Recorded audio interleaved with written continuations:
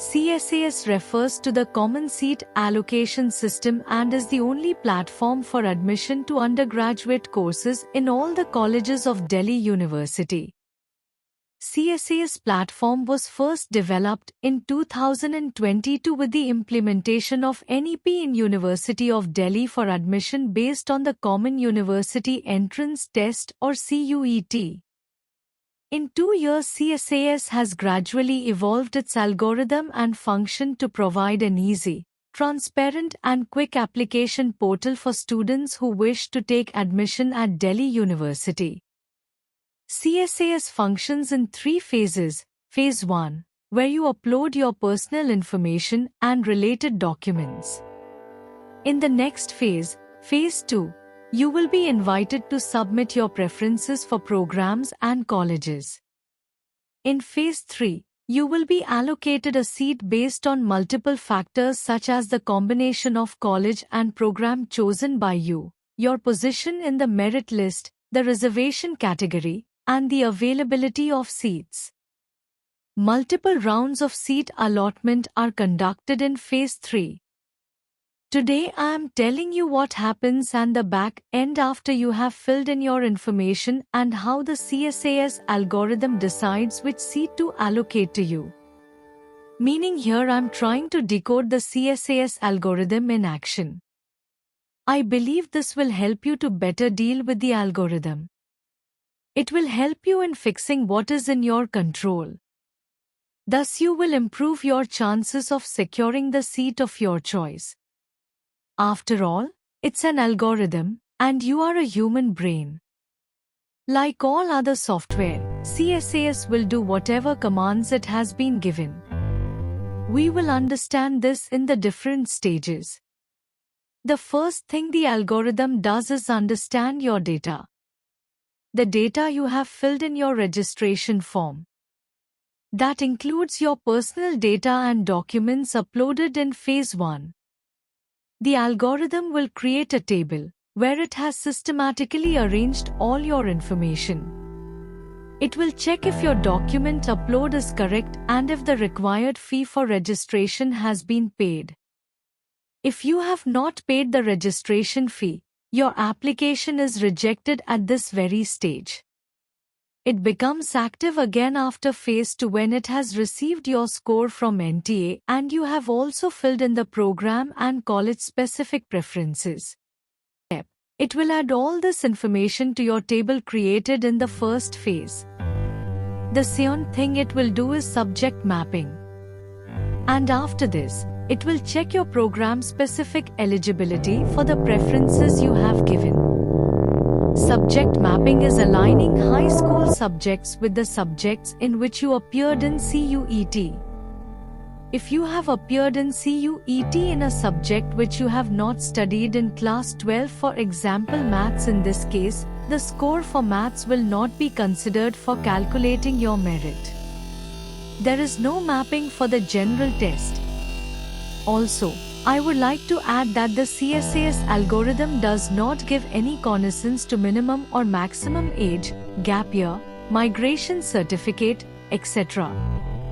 But you must have appeared in CUET in the same year when you apply for admission.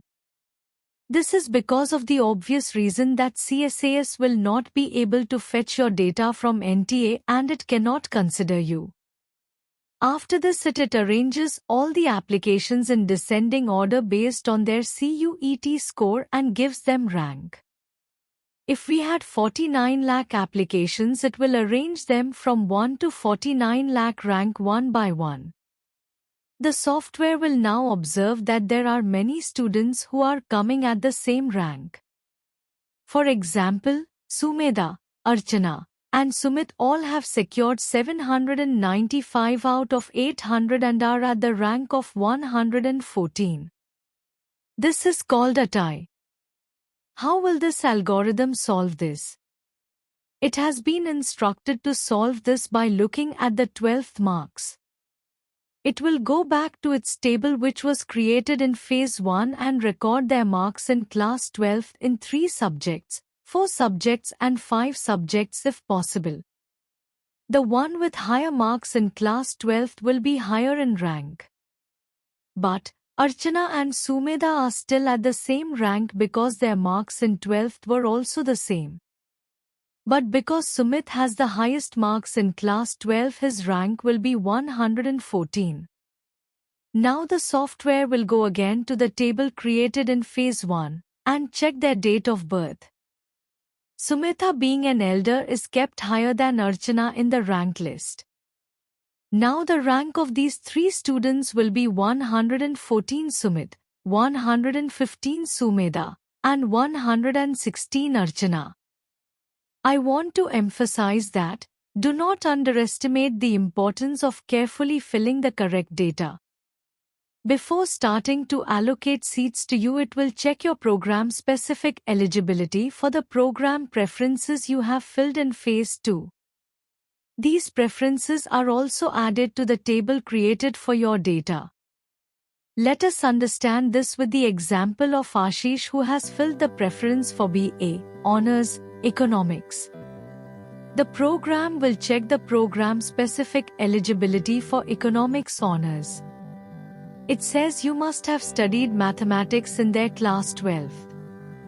If you have not studied mathematics in class 12, this preference will be blocked from the preference list. So for Ashish, it will block the preference for Economics Honours. All the preferences where you are not eligible according to the program-specific eligibility mentioned in the University of Delhi Information Bulletin will not be considered automatically if you are not eligible. Same way in this example, preference of MH by Ashish is also deleted automatically. Once it has finalized your valid preferences of programs and colleges, it will calculate your simulated score to be considered for that program. As in case of BA Honours, Ashish has a score out of 800, but for the BA program he has a score from 650. Now let's understand how it allots a seat to you. It will go down rank-wise. So it allots a seat to first-rank student to begin with. It will give everyone their first preference if available. And same to rank 1 student. He had filled the preference of BCom Honours at SRCC. It will go to the college seat matrix which it has stored at the back end. This college seat matrix table is based on data given in the Bulletin of Information. So he will be allotted BCom Honours at SRCC. Now algorithm will go to its seat matrix table and deduct 1 seat from SRCC BCom Honours from there. Now it will move to the next rank downwards, which is rank 2. To rank 2 student, it will check for its first preference and will allot that to him. Now let us see what happens when the cursor reaches the 100 rank. It will check the preferences of this student. His first preference was Botany Honours at Hansraj. Since the seat is still available, he was also be allotted his first preference and the cursor moves to the next rank. Now let's see what happens when the cursor reaches the 1000 rank. His first option, Economics Honours SRCC, is already full and is not available to him. The algorithm will jump to his next preference, which is Economics Honours at SRCC. It will check if there is a seat there, and if not, it will move to his next preference. When it reaches to his 10th preference, that is Economics Honours at Hansraj College, cursor found a vacant seat. So he will get a seat for Economics Honours at Hansraj College. The software will allot this place to the student at the 1000 rank and deduct 1 seat from there. Let us see what happens at the 14,000 rank. The software will check its preference list. It will see his choice BCom program SRCC, BCom Honours Hindu College, and Economics Honours at Hansraj are full. Still, there is a place at ARSD that will allot that seat, which is his 4th preference, and will not look at his preferences below this. At 40,000 rank, all the seats for the preference of the student are filled, so the software cannot allot him anything in this round. Now it will check 40,001 rank, that too is full. It will be checking all 50 lakh ranks till where it has an application. Now consider the rank of 49 lakh and 200. This student has filled the option of BA program with a combination of Buddhist studies. There was still a seat, so he will be allocated this seat. By now, you have understood why it is important to make a good preference for yourself. This is the only factor that is in your control after you have received your CUET score and rank. Thus, when filling out preferences for CSAS, it is very important to understand what software is going to do with it and how to strategize to maximize your chances of getting a desired seat in a preferred course and college. Few suggestions before we end this video.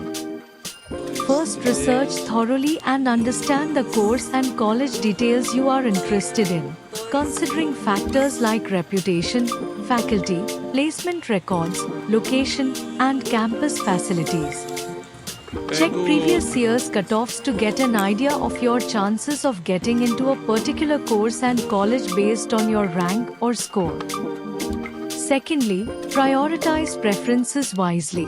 Make a prioritized list of courses and colleges based on your research, the best option. Be realistic. Balance your choices between aspirational, achievable, and safe options.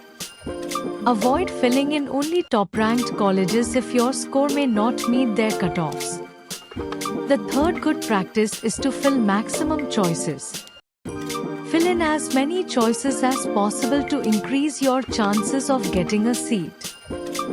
As you observed in the above examples, there are many preferences for which not many takers, and that you might get even at lower ranks. The fourth and very important practice is order of preferences. Arrange choices in the exact order of your preference, from the most desired option to the least. Your first preference should be the one that you are less likely to get. And your last preference should be the one which you are sure to get it. And you can arrange them on this basis. Then double-check all entries and their accuracy. Ensure all information entered is accurate, including personal details, course codes, and college names. Review your choices. Double-check the order of your preferences before final submission. Since it is getting longer, I will explain in the next video what the algorithm does for category cases and in different rounds of seat allotment. I hope you found this video useful. Please don't forget to like the video. I would encourage you to subscribe to the channel, then you will know all the new releases that we make. You can post your questions in the comment box. Thanks for watching.